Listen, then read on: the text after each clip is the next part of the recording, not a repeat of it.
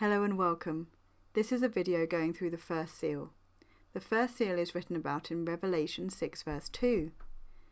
And I saw and behold a white horse, and he that sat on him had a bow, and a crown was given unto him, and he went forth conquering and to conquer. So we'll go through it bit by bit. First, the white horse. White in the Bible always means purity and would reflect a righteous rider rather than something like an antichrist. It is shown to indicate righteousness and purity in quite a few places. I'm just going to quote a few. I beheld till the thrones were cast down, and the Ancient of Days did sit, whose garment was white as snow, and the hair of his head like the pure wool. His throne was like the fiery flame, and his wheels as burning fire. And then Matthew 17 verse 2 is in reference to Jesus. And was transfigured before them, and his face did shine as the sun, and his raiment was white as the light. And some of them of understanding shall fall, to try them, and to purge, and to make them white, even to the time of the end, because it is yet for a time appointed. Many shall be purified and made white and tried, but the wicked shall do wickedly, and none of the wicked shall understand, but the wise shall understand. And we also know that the Bible indicates white to be sinlessness, as in Isaiah 1 verse 18. Come now, and let us reason together, saith the Lord. Though your sins be as scarlet, they shall be as white as snow. Though they be red like crimson, they shall be as wool. So white in the Bible is always shown in a good light, so there's no reason to change it in this instance. This horse, and by extension the rider, is shown to be pure and righteous and without sin. The next part of the description is the rider has a bow, but no arrows. This is important as, along with war, arrows are used to indicate deceit in the Bible, as shown in Psalm 64 verses 3 to 4. Who whet their tongue like a sword, and bend their bows to shoot their arrows, even bitter words. That they may shoot in secret at the perfect. Suddenly do they shoot at him, and fear not. And a deceitful bow is spoken of in Hosea 7 verse 16. They return, but not to the Most High. They are like a deceitful bow. Their princes shall fall by the sword for the rage of their tongue. This shall be their derision in the land of Egypt. But this bow the rider is carrying on the white horse has no arrows, no deceit, nor is the bow considered deceitful. So it's showing us again that this rider is pure, righteous, and without sin, and now without deceit. Next we have a crown being given to him. This is a word used elsewhere in the scriptures and can mean a garland or honour or glory.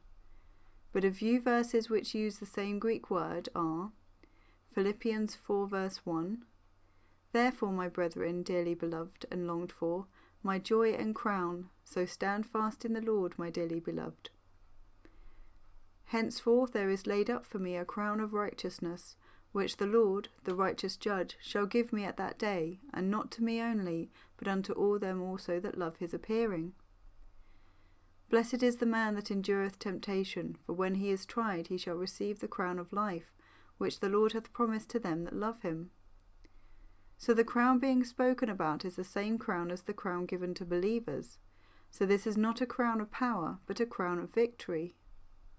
The last part of the description speaks about conquering and to conquer.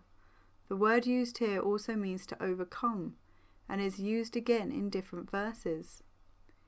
These things I have spoken unto you, that in me ye might have peace. In the world ye shall have tribulation, but be of good cheer, I have overcome the world. He that hath an ear, let him hear what the Spirit saith unto the churches. To him that overcometh will I give to eat of the tree of life, which is in the midst of the paradise of God. He that overcometh shall inherit all things, and I will be his God, and he shall be my son. So this description is used about people who overcome the world. So for the first seal we have description of a pure and righteous rider who doesn't deceive, being given a crown of victory, and who goes out probably to people who have overcome the world. So is this mentioned elsewhere in Revelation? Well, I think it is in Revelation 7 verses 3 to 4. Saying, Hurt not the earth, neither the sea nor the trees, till we have sealed the servants of our God in their foreheads. And I heard the number of them which were sealed, and there were sealed 144,000 of all the tribes of the children of Israel. The earth, sea, and trees are all mentioned here. These are what are destroyed in some part in the first 2 trumpet judgments. So we are told the judgment cannot start until these 144,000 are sealed of God. We are also told in Revelation 7 verse 9 and 14, "After this I beheld, and lo, a great multitude, which no man could number, of all nations and kindreds and people and tongues, stood before the throne, and before the Lamb, clothed with white robes, and palms in their hands. And I said unto him, Sir, thou knowest. And he said to me, These are they which came out of great tribulation, and have washed their robes, and made them white in the blood of the Lamb." So this rider of the first seal may well be Jesus sending out an instruction to seal or protect his followers from the coming judgment. Once they have been sealed, the judgment can start. Now we know that some people also turn to God during the judgment period, so this rider may well be on the earth for the whole of the judgment period to seal people as they turn to God. Although it would tie in with other references as well we previously looked at, where many shall be purified and made white. The many believers that are killed in the tribulation are washed clean and made white. This rider may well be the one that will protect them from the judgment, but not from man. The sealing would also mirror the first judgment where God sealed Noah inside the ark before the flood started. Noah still had to go through the first judgment, but was protected from it by God.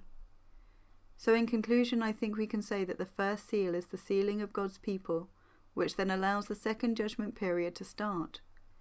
And as a side point, this sealing would no doubt be invisible and undetectable to us, so no one would be able to know the day or the hour of the start of the return of Jesus. Thank you for listening, and God bless.